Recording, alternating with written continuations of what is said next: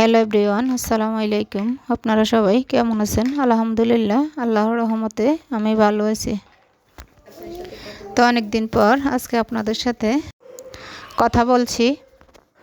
আজকে সেহরির জন্য কি কি রান্না করছি এবং ইফতারের জন্য কি কি তৈরি করলাম সেটা নিয়েই থাকছে আজকের ভিডিও।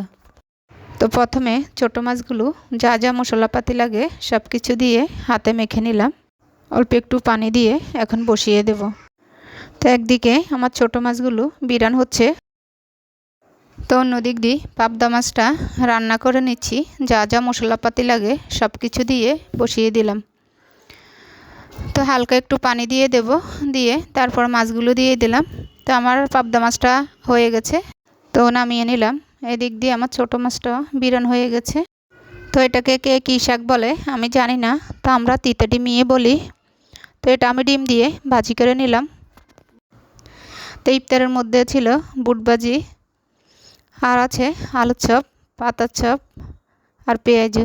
তো আজকের মতো এ পর্যন্তই। সবাই ভালো থাকবেন, সুস্থ থাকবেন। আল্লাহ হাফেজ।